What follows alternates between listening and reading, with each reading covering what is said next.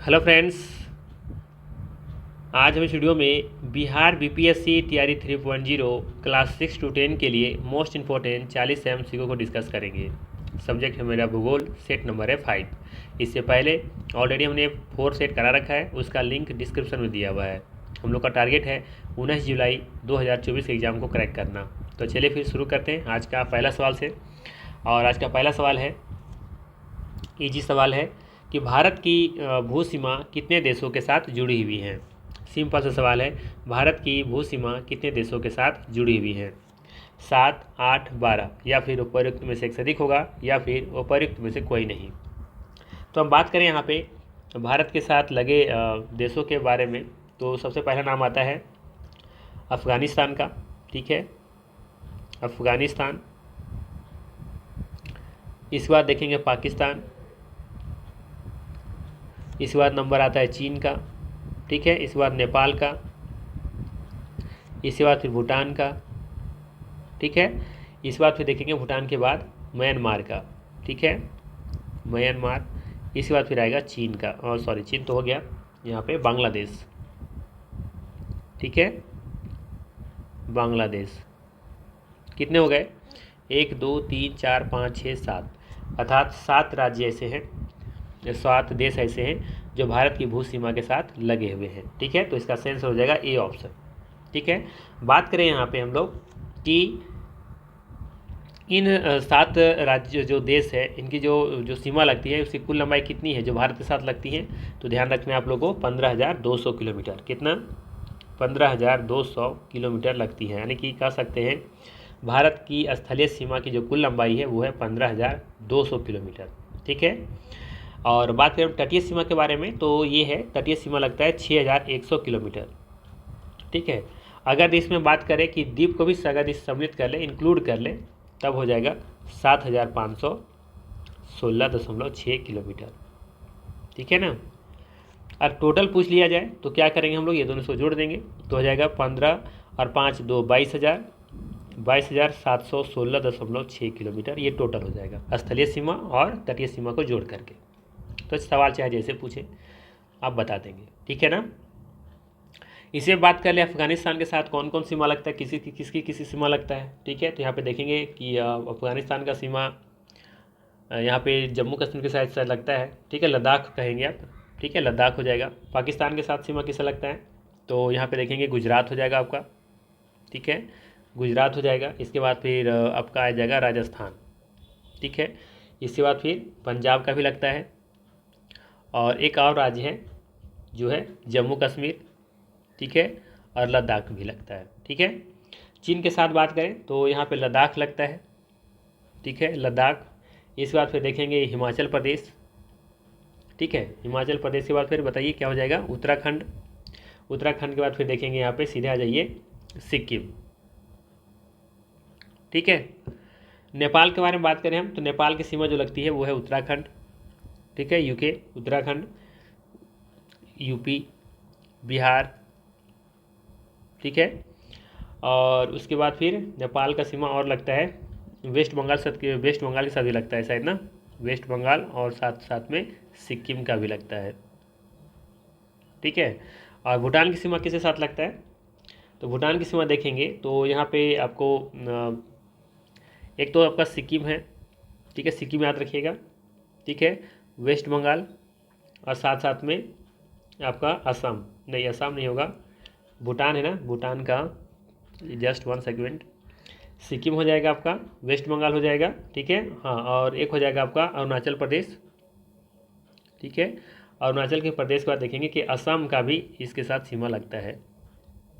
ठीक है, म्यांमार के साथ बात कर लें तो यहाँ पे देखेंगे कौन कौन सीमा लगता है।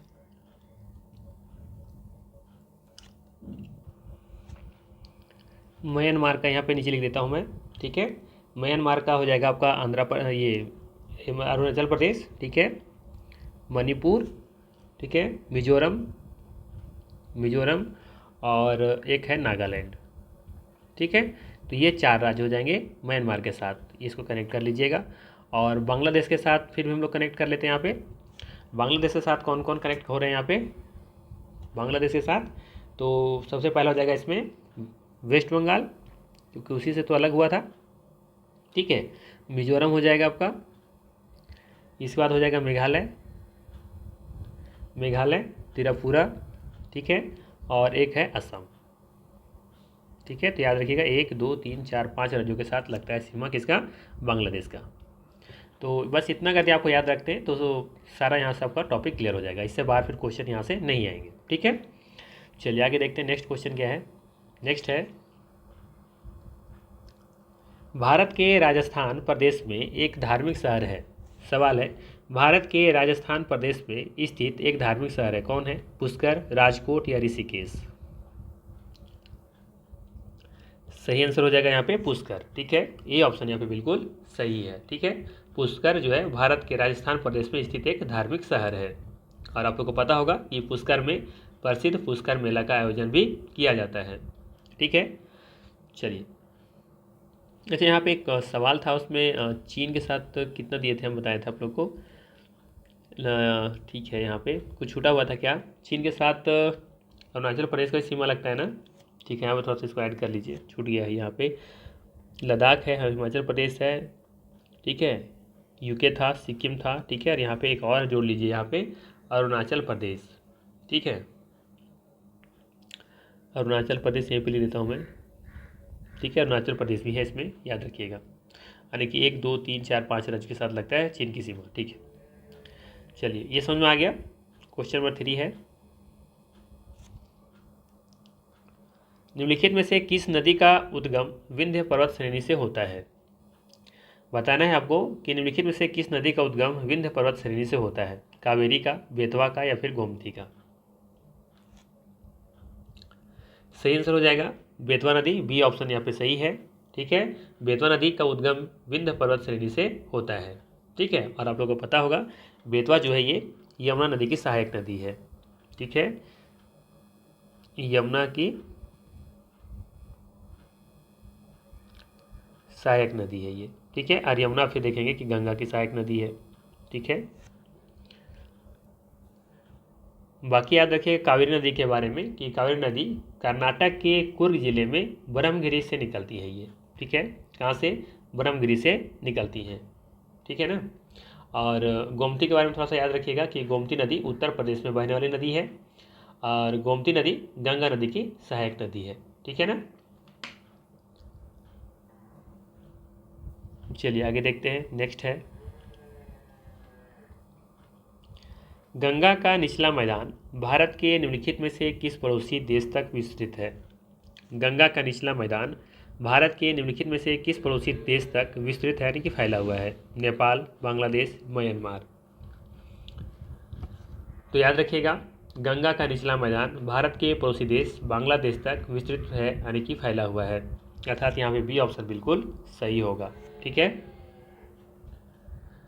यहाँ पे एक पॉइंट ध्यान में रखिएगा, अगर पूछा जाए आपसे कभी कि गंगा का मैदान को कितने भागों में बांटा गया है, तो 3 भागों में बांटा गया है। ऊपरी गंगा का मैदान, मध्य गंगा का मैदान और निचली गंगा, निम्न निचली गंगा का मैदान। ठीक है, 3 भागों में ये बांटा गया है गंगा का मैदान को। ठीक है, चलिए आगे देखते हैं।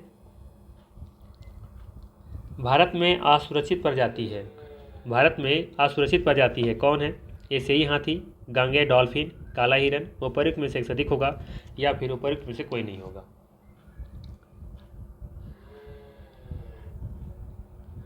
तो आप देखेंगे कि भारत में असुरक्षित प्रजातियों में गांगे डॉल्फिन, काला हिरन, एशियाई हाथी, ठीक है, डियर, ब्राउन बियर कह सकते हो, ठीक है, गौर, गौल, ठीक है, इंडियन वुल्फ, अंडमान रैट, एशियाई गोल्डन कैट, 4 सींग वाला मृग, ये सभी देखेंगे कि असुरक्षित प्रजाति में रखा जाता है। तो यहाँ पे देखेंगे कि तीनों का तीनों असुरक्षित प्रजाति के भाग हैं। ठीक है, तो इसका सही आंसर हो जाएगा डी ऑप्शन। याद रखना है ये तीनों क्या हैं? असुरक्षित प्राणी के प्रजाति हैं। ठीक है,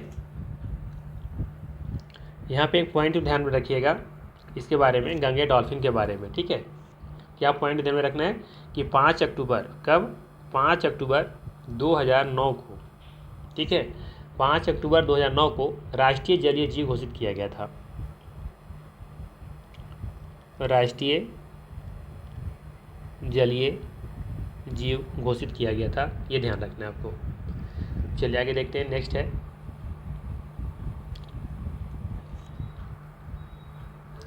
भारत में वन संसाधनों के ह्रास का प्रमुख कारण क्या है? कृषि का विस्तार, रेल, वैज्ञानिक वानिकी। उपर्युक्त में से अधिक होगा या फिर उपर्युक्त में से कोई नहीं। आपको पूछा गया है आपसे प्रमुख कारण के बारे में कि भारत में जो वन संसाधन है उसका जो ह्रास हो रहा है उसका प्रमुख कारण क्या है। तो ध्यान रखिएगा, भारत में वन संसाधनों का जो ह्रास का जो प्रमुख कारण है वो कृषि का विस्तार है। ठीक है, अर्थात यहाँ पे जो सही आंसर होगा वो होगा ए ऑप्शन। ठीक है, ध्यान रखिएगा। बाकी अन्य कारण में देखा जाए तो भारत में वन संसाधनों की कमी के अन्य जो कारण है वो उसमें है लकड़ी, छाल, पत्ते, रबर, औषधियाँ, रंग, भोजन, ईंधन, चारा, खाद आदि से वन उत्पादों का व्यापक रूप से प्रयोग करना, ये सभी देखेंगे कि अन्य कारण में आएगा। ठीक है, चलिए आगे देखते हैं। सवाल है नाथपा झाकरी परियोजना किस नदी पर है? नाथपा झाकरी परियोजना किस नदी पर है? चिनाब नदी पर, झेलम नदी पर या सतलज नदी पर? सही आंसर हो जाएगा सतलज नदी पर, सी ऑप्शन यहाँ पे सही है। ठीक है, ध्यान रखिएगा, नाथपा झाकरी परियोजना सतलज नदी पर स्थित है। ठीक है, और ये परियोजना 2004 में तैयार किया गया था, ये भी ध्यान में रखिएगा। ये परियोजना 2004 में तैयार किया गया था। ठीक है, किनके द्वारा तैयार किया गया था पता है? इनको उद्घाटन जो किया गया था वो प्रधानमंत्री उस समय मनमोहन सिंह थे। ठीक है, चिनाब के बारे में जानते हैं? चिनाब के बारे में खासियत है, ये सिंधु नदी की सबसे बड़ी सबसे लंबी सहायक नदी है। ठीक है, चिनाब सिंधु की सबसे लंबी सहायक नदी है ये। ठीक है, ये ध्यान रखिएगा। चलिए आगे देखते हैं। नेक्स्ट है सवाल है बिहार में कौन सा थर्मल पावर प्लांट मौजूद है? बिहार में कौन सा थर्मल पावर प्लांट मौजूद है? नेवेली, तालचेर, बरौनी। सबको पता होगा बिहार में बरौनी थर्मल पावर प्लांट मौजूद है, सी ऑप्शन यहाँ पे सही होगा। ठीक है, अब बात करें यहाँ पे हम कि इसकी जो संचालन है किसके द्वारा किया जाता है, तो याद रखना है एनटीपीसी के द्वारा किया जाता है। ठीक है, एनटीपीसी। ठीक है, नेशनल थर्मल पावर कॉरपोरेशन। यहाँ पे देखेंगे कि 320 कितना 320 मेगावाट। ठीक है, 320 मेगावाट बिजली उत्पादन किया जाता है। ठीक है ना। अच्छा, इसका संचालन कब शुरू हुआ था? तो 1962 में हुआ था। ठीक है, ये ध्यान रख सकते हैं, 1962 में इसका स्थापना, इसका मतलब कि संचालन शुरू हुआ था। ठीक है। अच्छा, कोई बता सकते हैं कि बिहार राज्य बिजली बोर्ड की स्थापना कब की गई थी? बिहार राज्य बिजली बोर्ड की स्थापना कब की गई थी? सवाल सिंपल सा है, बिहार राज्य बिजली बोर्ड का स्थापना कब किया गया था? ठीक है, ऑप्शन दे दे रहे हैं हम सुविधा के लिए। दो ऑप्शन है आपके पास, 1958 और 1968। चलिए बताइए दोनों में से क्या सही आंसर होगा। नेक्स्ट है, उसका आंसर आपको कमेंट करके जरूर बताइएगा। नेक्स्ट है, भारत में एक प्रमुख शक्ति प्रदान करने वाले निगम है और इसके पास पर्यावरण प्रबंधन प्रणाली 14001 के लिए ISO प्रमाणन है। बताना है आपको कि भारत में एक प्रमुख शक्ति प्रदान करने वाले की पावर प्रदान करने वाले निगम है, कॉरपोरेशन है, और इसके पास पर्यावरण प्रबंधन प्रणाली 14001 के ISO सर्टिफिकेट भी है। ठीक है, ISO सर्टिफिकेट प्राप्त है। वो कौन है? NTPC है, हेल है या फिर NHPC है? याद रखिएगा, सही आंसर हो जाएगा आपका ए ऑप्शन NTPC, यानी कि नेशनल थर्मल पावर कॉरपोरेशन। ठीक है, और इसका स्थापना अगर पूछा जाए तो बताइएगा 1975। ठीक है, बात करें हम NHPC का, इसका जो स्थापना हुआ था इसका भी 1975 में ही किया गया था। ठीक है, चलिए नेक्स्ट देखते हैं। नेक्स्ट है, कृषि रिपोर्ट 2017 के मुताबिक भारत विश्व में उत्पादन का दूसरा बड़ा देश था। सवाल है, कृषि रिपोर्ट 2017 के मुताबिक भारत विश्व में उत्पादन का दूसरा बड़ा देश था। किसमें? चावल में, कपास में, गन्ना में। उपर्युक्त में से अधिक होगा या फिर उपर्युक्त में से कोई नहीं। तो याद रखिएगा यहाँ पे कि जो कृषि रिपोर्ट 2017 था ना, उसमें भारत जो था वो चावल और गन्ना ये दोनों में दूसरे स्थान पर था। ठीक है, किसमें, चावल में और गन्ना में। तो यहाँ पे जो सही आंसर होने वाला है वो है डी ऑप्शन, उपरोक्त में से एक से अधिक। याद रखिएगा 2017 का रिपोर्ट है ये, और उसमें उस रिपोर्ट में बताया गया था कि भारत जो है वो गन्ना और चावल के उत्पादन में दूसरे स्थान पर है। ठीक है, बाकी बात करें हम चावल उत्पादन में विश्व में प्रथम स्थान पर कौन है, चीन है, जबकि गन्ना उत्पादन में प्रथम स्थान पर ब्राज़ील है। ठीक है, ध्यान रखिएगा, गन्ना में चीन पहले स्थान पर है, और सॉरी चावल में, और गन्ना में हो जाएगा आपका ब्राज़ील। ठीक है, जबकि भारत देखेंगे यहाँ पे दूसरे स्थान पर था दोनों में। ठीक है, चलिए आगे देखते हैं। नेक्स्ट है, अगला है, किसानों के फायदे के लिए संस्थागत सुधार था। किसानों के लिए फायदे के लिए संस्थागत सुधार था, क्या था, भूमि सुधार, ग्रामीण बैंकों का निर्माण, किसान क्रेडिट कार्ड स्कीम, उपरोक्त में से अधिक होगा या उपरोक्त में से कोई नहीं होगा। तो ध्यान रखिएगा, किसानों के फायदे के लिए बात हो रही है यहाँ पर। ठीक है, किसानों के फायदे के लिए संस्थागत जो सुधार हुआ था, इसमें से भूमि सुधार सबसे पहले था। ठीक है, तो ये यहाँ पे ए ऑप्शन बिल्कुल सही होगा। ठीक है, क्योंकि यहाँ बात हो रहा है क्या, किसानों के फायदे के लिए संस्थागत सुधार के जो बात हो रही है, तो यहाँ पे भूमि जो सुधार था ये इंपॉर्टेंट था, तो यहाँ पे ए ऑप्शन बिल्कुल सही होगा। बाकी और भी सुधार हम देखेंगे तो जैसे जमींदारी प्रथा का उन्मूलन किया गया, मध्यस्थों का अंत किया गया, लगान में कमी की गई। ठीक है, तो ये सभी थे। नेक्स्ट है,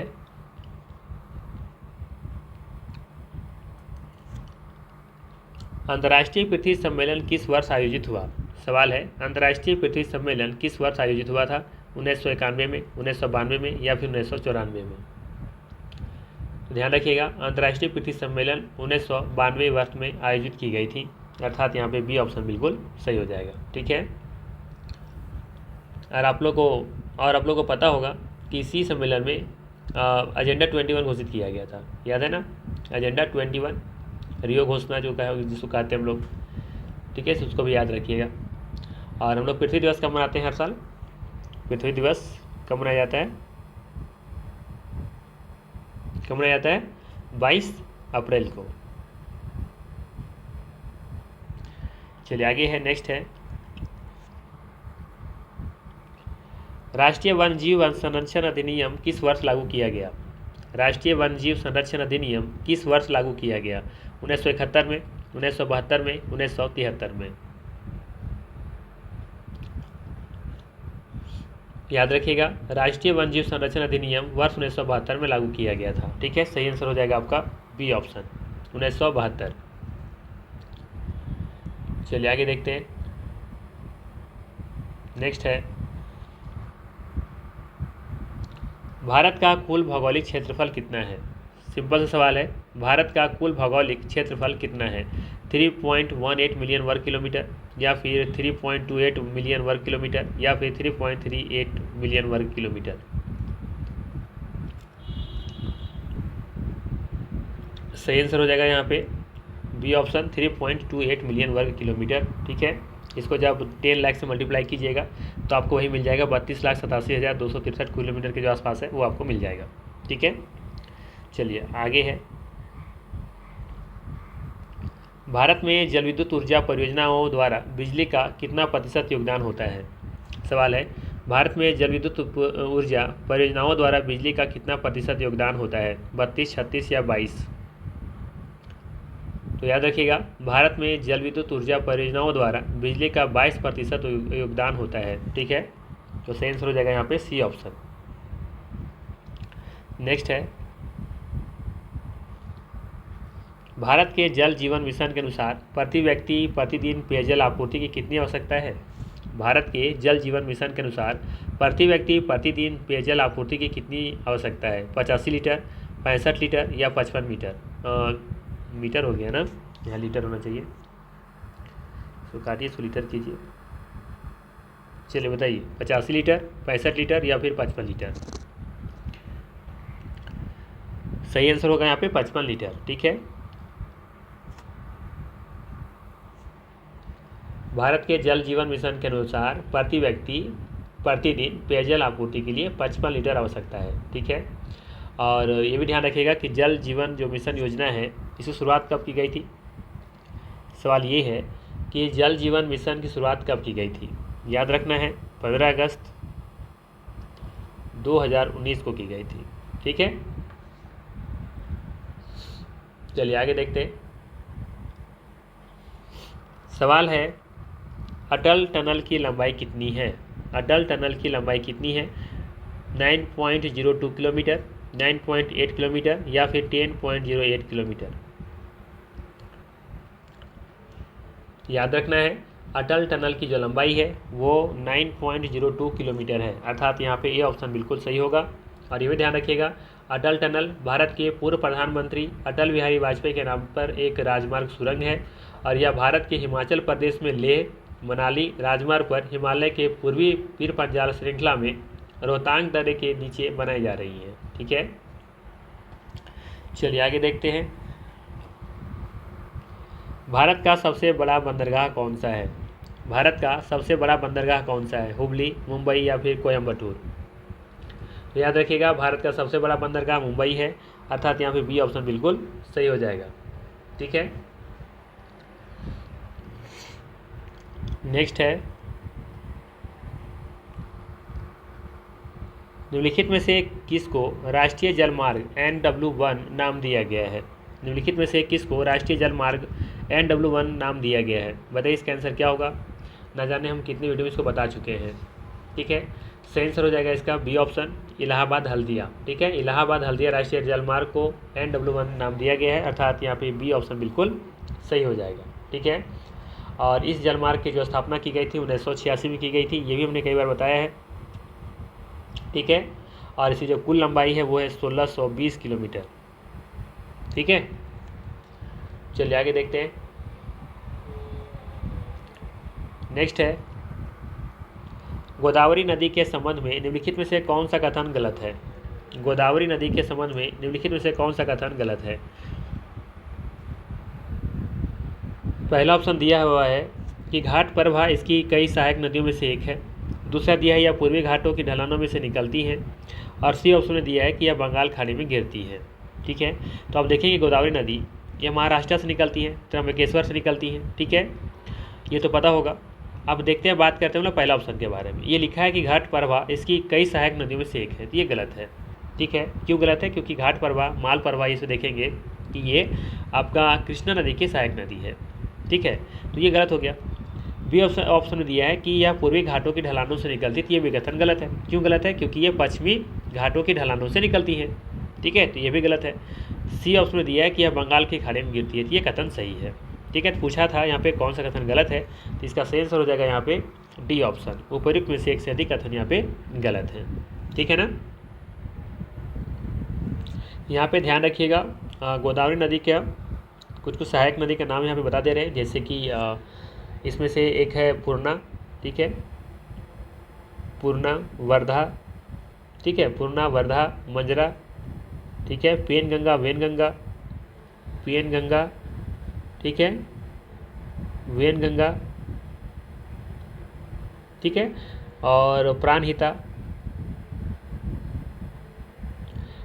और भी है, एक दो और भी है जो याद नहीं आ रहा फिलहाल। ठीक है, तो याद रखिएगा पूर्णा, वर्धा, ठीक है, मंजना, पेनगंगा, वेनगंगा, प्राणहिता। ठीक है, और ये जो आपका है घाट प्रभा, माल प्रभा, ये सभी देखेंगे कृष्णा की सहायक नदी है। ठीक है, इसके अलावा और भी जैसे कि घाट प्रभा, माल प्रभा तो है ही है, इसके अलावा देखेंगे दूध गंगा भी है, भीमा है, तुंगभद्रा है, मूसी है, ये सभी कृष्णा नदी की सहायक नदी है। ठीक है ना, चलिए आगे देखते हैं। बाकी आप लोग जानते ही होंगे कि गोदावरी नदी को आकार एवं विस्तार में बड़ी होने के कारण दक्षिणी गंगा या वृद्ध गंगा के नाम से भी जाना जाता है। ठीक है, ये सवाल शायद आया था पिछला टीआरई में। चलिए आगे देखते हैं। अगला है निम्नलिखित में से कौन सी भारत की वह मात्र एक झील है जिसका निर्माण पृथ्वी पर उल्का पिंड के टकराने से हुआ है। ठीक है, निम्नलिखित में से कौन सी भारत की एक वह मात्र एक झील है जिसका निर्माण पृथ्वी पर उल्का पिंड के टकराने से हुआ है। लोकटक झील, वुलर झील या लोनार झील। सही आंसर हो जाएगा यहाँ पे लोनार झील। लोनार झील भारत की वह एकमात्र झील है जिसका निर्माण पृथ्वी पर उल्का पिंड के टकराने से हुआ था। ठीक है, लोनार झील, जिसे लोनार क्रेटर के रूप में भी जाना जाता है, यह महाराष्ट्र के बुल्ढाना जिले में स्थित है। याद रखिएगा, महाराष्ट्र के बुल्ढाना जिले में, अर्थात यहाँ पे जो सही आंसर है वो है आपका सी ऑप्शन, लोनार झील। ठीक है, बाकी लोकटक झील के बारे में तो जानते होंगे आप लोग, ये कहाँ पे है? ये लोकटक झील है आपका मणिपुर में। ठीक है, मणिपुर में है। ठीक है, और इसके बारे में खासियत जानते होंगे कि ये तैरता हुआ राष्ट्रीय पार्क है यहाँ पे। ठीक है, और ये जानते होंगे इसके बारे में और भी कि ये पूर्वोत्तर भारत का ये सबसे बड़ी झील भी है। ठीक है, बात करें उलर झील के बारे में, तो उलर झील कहाँ है? ये है आपका कश्मीर में। ठीक है, और लोनार झील तो आप लोग जान ही रहे हैं कि ये महाराष्ट्र में है।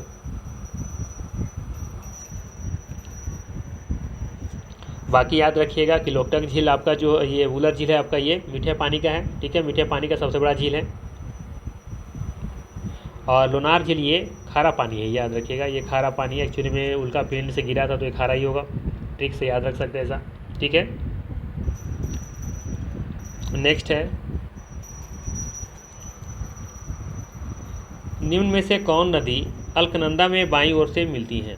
सवाल है, निम्न में से कौन नदी अलकनंदा में बाईं ओर से मिलती है? धौलीगंगा, नंदाकिनी, पिंडार, या उपयुक्त में से एक से अधिक, या फिर उपयुक्त में से कोई नहीं। तो ध्यान रखिएगा कि अलकनंदा में बाईं ओर से मिलने वाली जो नदी है वो धौलीगंगा भी है, नंदाकिनी भी है और पिंडार भी है। ठीक है, तीनों नदियाँ देखेंगे कि अलकनंदा में बाईं ओर से मिलती हैं। तो यहाँ पे जो सही आंसर होगा वो होगा डी ऑप्शन। ठीक है, चलिए नेक्स्ट है, गुरु शिखर निम्न में से किस पर्वत या पठार की सर्वोच्च शिखर है? गुरु शिखर निम्न में से किस पर्वत या पठार की सर्वोच्च शिखर है? पश्चिमी घाट, पूर्वी घाट, अरावली पर्वत, उपयुक्त में से एक से अधिक होगा या इनमें से कोई नहीं होगा? सही आंसर हो जाएगा यहाँ पे आपका गुरु शिखर के बारे में बात हो रहा है तो ये अरावली पर्वत इसका सही आंसर होगा। और ये भी याद रखिएगा कि अरावली पर्वत एक अवशिष्ट पर्वत के उदाहरण है। ठीक है, बात करें हम गुरु शिखर की जो ऊंचाई है, इसकी ऊंचाई है 1722 मीटर। ठीक है, ये ध्यान रखिएगा। और बात करें हम पश्चिमी घाट की सबसे ऊंची चोटी का, तो ये है अनाईमुड़ी। ठीक है, क्या नाम है इसका? अनाईमुड़ी। ठीक है ना। बात करें हम इसकी ऊंचाई का, तो इसकी ऊंचाई है 2695 मीटर। कितना? 2695 मीटर। बात करें हम पूर्वी घाट की सबसे ऊंची चोटी, तो ये है आंध्र प्रदेश के जिंदगढ़ा में है। ठीक है यार, इसकी जो ऊंचाई है इसको याद रखिएगा, जिंदगढ़ा। इसकी ऊंचाई कितना है? 1690 मीटर। क्लियर हुआ? चलिए आगे देखते हैं, निम्न में से कौन नाभिकीय ऊर्जा केंद्र उत्तर प्रदेश में स्थित है? निम्न में से कौन नाभिकीय ऊर्जा केंद्र जो है उत्तर प्रदेश में स्थित है? कैगा, काकरापार, कल्पक्कम। यहाँ पे देखेंगे कोई भी ऐसा नहीं है जो कि उत्तर प्रदेश से स्थित है। ठीक है, तो यहाँ पे जो सही आंसर हो जाएगा वो होगा ई ऑप्शन। कैगा कहाँ पे है? कैगा देखने को मिलेगा यहाँ पे, ये कर्नाटक में। ठीक है, कल्पक्कम देखने को मिलेगा तमिलनाडु में, तमिलनाडु। ठीक है,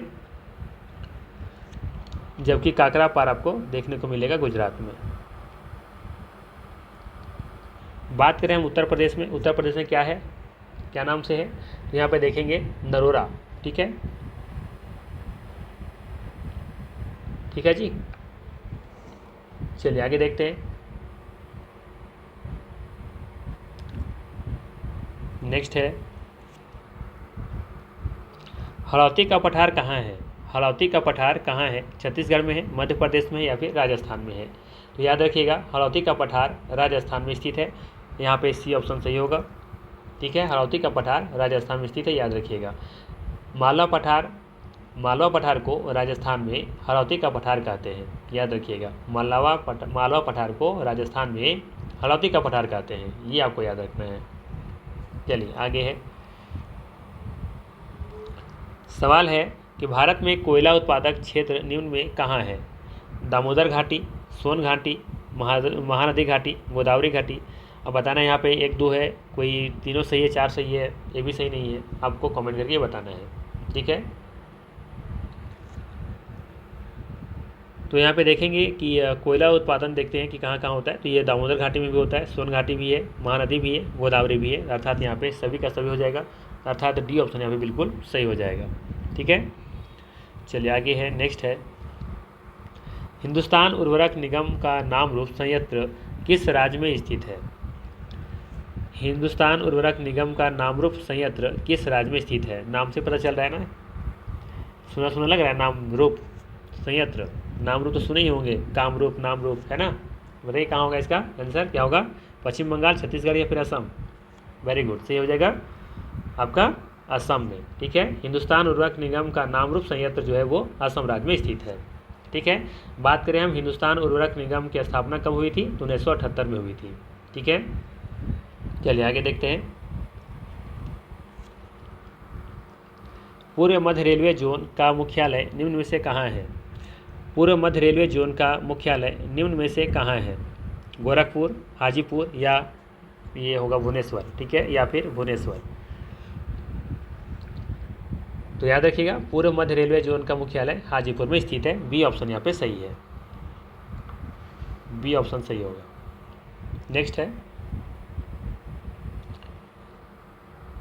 व्हीलर द्वीप का नया नाम क्या है? व्हीलर द्वीप का नया नाम क्या है? विक्रम साराभाई द्वीप, सतीश धवन द्वीप या फिर अब्दुल कलाम द्वीप? याद रखना है, व्हीलर द्वीप का नया नाम अब्दुल कलाम द्वीप है। ठीक है, तो यहाँ पे जो सही आंसर होगा वो होगा आपका सी ऑप्शन। इसके अलावा आपको याद यहाँ पे क्या रखना है?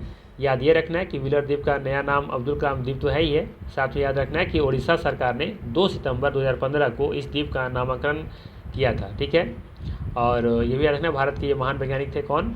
पूर्व राष्ट्रपति APJ अब्दुल कलाम, उन्हीं के नाम पर ये किया गया है, रखा गया अब्दुल कलाम द्वीप। ठीक है, तो सवाल ये आ सकता है कि इसका नाम कब बदला गया था? तो 2015 को किया गया था। ठीक है, चलिए आगे देखते हैं, सवाल है, वायुमंडल में ओजोन का स्तर कम होना कब से शुरू हुआ? वायुमंडल में ओजोन का जो लेयर है वो कम होना शुरू हो गया है, तो ये शुरुआत कब से हुआ? 1980 से, 95 से या फिर 65 से? तो याद रखना है 1980 से। ठीक है, और आपको ये पता होगा कि ओजोन परत में जो क्षरण का जो प्रमुख कारण है वो क्या है? CFC है ना, CFC, क्लोरोफ्लोरोकार्बन। तो याद रखिएगा, ओजोन परत को नष्ट करने वाली गैस है CFC है, जो एयर कंडीशन है ना, रेफ्रिजरेटर आदि से निकलती हैं। ओजोन जानते हैं, ओजोन जो है ना, ओजोन एक विशिष्ट तीखी गंध वाली हल्की सी गैस होती है। ओजोन एक विशिष्ट तीखी गंध वाली एक हल्की नीली गैस है ये। ठीक है, इसका कलर नीला कलर का होता है, ये याद रखिएगा। और ओजोन की उपस्थिति 15 से 50 किलोमीटर की ऊंचाई तक होता है या देखने को मिलता है। ठीक है, और ओजोन परत की जो मोटाई मापते हैं वो किसे मापते हैं? डॉप्सन इकाई में मापते हैं। ठीक है, डॉप्सन इकाई में। चलिए आगे देखते हैं, खरीफ और रबी से संबंधित निम्नलिखित में कथनों से कौन सा ठीक नहीं है? खरीफ और रबी से संबंधित निम्नलिखित कथनों में से कौन सा ठीक नहीं है? पहला दिया हुआ है, खरीफ महीना वर्ष ऋतु के प्रारंभ में आता है। ठीक है, वर्षा ऋतु होगा, सॉरी, खरीफ महीना वर्षा ऋतु के प्रारंभ में आता है और बसंत ऋतु के अंत में फसल काटी जाती है।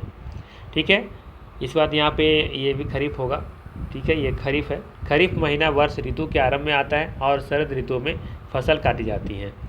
सी में दिया है कि रबी महीना वर्षा के बाद शरद ऋतु में प्रारंभ होता है और बसंत ऋतु के अंत में फसल काटी जाती है। ठीक है, तो यहाँ पे देखेंगे कि जो ए ऑप्शन है वो ठीक नहीं लग रहा है। नहीं, खरीफ महीना वर्षा ऋतु के प्रारंभ में आता है, खरीफ महीना वर्षा ऋतु के प्रारंभ में आता है और बसंत ऋतु के अंत में फसल काटी जाती है। तो बसंत ऋतु के अंत में तो नहीं काटी जाती है। ठीक है, तो ये तो गलत हो गया।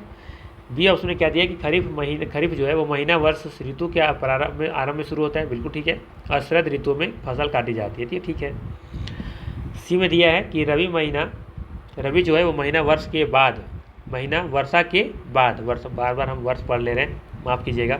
रबी जो है वो महीना वर्षा के बाद शरद ऋतु में प्रारंभ होता है और वसंत ऋतु के अंत में फसल काटी जाती है, तो ये भी सही है। ठीक है, तो गलत यहाँ पे ये कथन दिख रहा है यहाँ पे।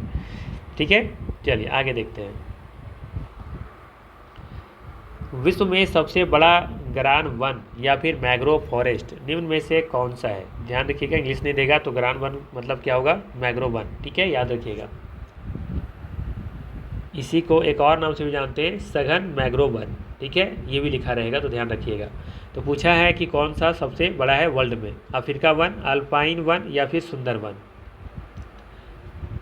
तो याद रखिएगा, विश्व में सबसे बड़ा ग्रान वन अर्थात सघन मैंग्रोव वन सुंदर वन है, अर्थात सी ऑप्शन यहाँ पे सही होगा। ठीक है, चलिए आगे देखते हैं।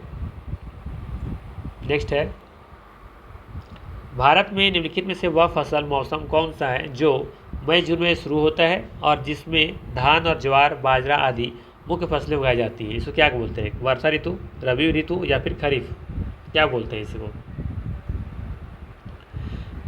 सही आंसर हो जाएगा खरीफ। ठीक है, खरीफ फसल मई जून में शुरू होता है और जिसमें धान ज्वार बाजरा आदि मुख्य फसलें उगाई जाती है ना। अच्छा, नकदी फसल के उदाहरण बता सकते हैं? नकदी फसल के उदाहरण कौन कौन से? उसमें आएगा कहवा, ठीक है, चाय, ठीक है, जूट, तंबाकू। ठीक है, ये सब ध्यान रखिएगा, ये सभी नकदी फसल के उदाहरण है। नेक्स्ट है, शीत ऋतु के दिनों में हम मौसम किस प्रकार होने पर ज़्यादा ठंड महसूस करते हैं? साफ मौसम में, मेघाच्छन्न मौसम में या फिर आर्द्र मौसम में? सिंपल सा सवाल है कि शीत ऋतु के दिनों में हम मौसम किस प्रकार होने पर ज़्यादा ठंडक महसूस करते हैं? साफ मौसम में कि जब मेघ रहेगा, बादल रहेगा तब, या फिर जब ह्यूमिडिटी ज़्यादा रहे, ह्यूमिडिटी वाला मौसम रहेगा तब? सही आंसर हो जाएगा इसका ए ऑप्शन, साफ मौसम रहने पे हम लोग को ज़्यादा ठंडक महसूस होती है। ठीक है, इसी पीछे अगर किसी को रीजन पता है तो ज़रूर कमेंट कीजिएगा। ठीक है, और अगर किसी को नहीं पता है तो फिर हम नेक्स्ट क्लास में बता देंगे, कमेंट कीजिएगा। नेक्स्ट है, देश की निम्नलिखित मिट्टियों में से किसे स्वतः कृषि मिट्टी को कहा जाता है? देश की निम्नलिखित मिट्टियों में से किसे स्वतः कृषि मिट्टी कहा जाता है? जलोढ़ मिट्टी, लेटेराइट मिट्टी या फिर कपास की काली मिट्टी? तो याद रखिएगा, कपास की काली मिट्टी को स्वतः कृषि मिट्टी कहा जाता है। सी ऑप्शन यहाँ पे सही होगा। ठीक है, चलिए आगे देखते हैं। 37 मिनट हो गए हैं, 36वां सवाल पे हम लोग पहुँच गए हैं, लगभग पर मिनट हम लोग चल रहे हैं। ठीक है, निम्नलिखित में से वह कौन सा राज्य है जिसकी अंतर्राष्ट्रीय सीमाएं 3 देशों से मिलती हैं? निम्नलिखित में से वह कौन सा राज्य है जिसकी अंतर्राष्ट्रीय सीमाएं 3 देशों से मिलती हैं? अरुणाचल प्रदेश, असम, राजस्थान? सही आंसर हो जाएगा अरुणाचल प्रदेश। ठीक है, अरुणाचल प्रदेश देखेंगे कि 3 देशों से इनकी सीमा लगती है। कौन कौन से देश है? तो पहला तो चीन है, भूटान है और एक म्यांमार है। ठीक है, ठीक है ना। चलिए आगे देखते हैं।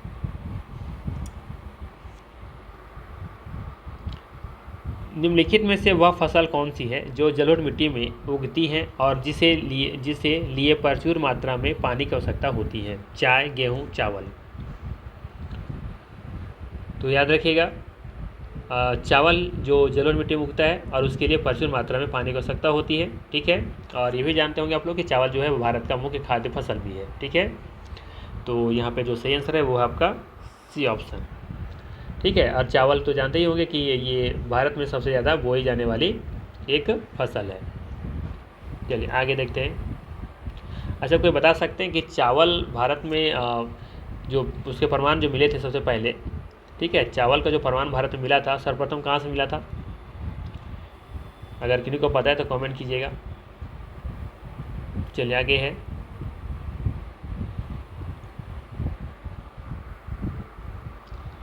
निम्नलिखित में से कौन सा मिलान सही है? इधर दिया हुआ अनुसंधान संस्थान, इधर दिया हुआ मुख्यालय। तो पूछा है आपसे कौन सा मिलान यहाँ पे सही है। ठीक है, पहला दिया है रेशम अनुसंधान संस्थान बेंगलुरु, शर्करा अनुसंधान संस्थान चेन्नई, चर्म अनुसंधान संस्थान लखनऊ। तो ध्यान दीजिएगा, यहाँ पे पहला कथन जो दिया वो सही मिलान है, बाकी यहाँ पे गलत है। ठीक है, शर्करा अनुसंधान संस्थान जो है आपका ये है आपका कानपुर में। ठीक है, कहाँ है? कानपुर में है। ठीक है, ध्यान रखिएगा। बाकी बात करें हम चर्म के बारे में, ठीक है, तो ये चेन्नई में है, ठीक है, कहाँ पे है, चेन्नई में है। चलिए आगे देखते हैं। 39 नंबर सवाल है, बिहार के किस ज़िले को सिल्क सिटी के नाम से जाना जाता है। सिंपल सा सवाल है कि बिहार के किस ज़िले को सिल्क सिटी के नाम से जाना जाता है। बांका, कटिहार, भागलपुर। सही आंसर हो जाएगा यहाँ पे भागलपुर। और आज का अंतिम प्रश्न है, और ये आप लोग के लिए होमवर्क है, इसका कमेंट करके मुझे आप लोग आंसर देंगे कि इसका आंसर क्या होगा। निम्नलिखित में से कौन सी कोसी नदी की सहायक नदी है। ठीक है, निम्नलिखित में से कौन सी कोसी नदी की सहायक नदी है। अरुण, दूध कोसी, तमोर। उपर्युक्त में से अधिक होगा या फिर उपर्युक्त में से कोई नहीं होगा। तो ये क्वेश्चन आप लोग के लिए है, ठीक है, चैलेंज की तरह आप लोग लीजिए इसको कि इसका सवाल का जवाब हम लोग को ईमानदारी से, चोरी नहीं करना है। ठीक है, ये नहीं कि कहीं से बस देख लिए, किसी से पूछ लिए या फिर यूट्यूब पर सर्च करके तब जवाब दे रहे, नहीं, ईमानदारी से सवाल का आंसर अभी देख रहे हैं तभी इसको तुरंत कमेंट बॉक्स में जाइए, इसका आंसर कीजिए। देखते हैं कितने लोग इसका आंसर आप लोग दे पाते हैं। ठीक है, और इसी से पता चलेगा कि आपकी तैयारी कितनी ज़बरदस्त है। ठीक है, तो बाकी तैयारी अपनी और तैयारी पुरजोर से करते रहिए, एग्ज़ाम बहुत नज़दीक है। ठीक है, बेस्ट ऑफ लक आप सभी को, और इसी तरह से मेहनत करते रहिए, सफलता जरूर मिलेगी। Thanks for watching. मिलते हैं फिर इसी तरह के नेक्स्ट वीडियो में। Thanks for watching.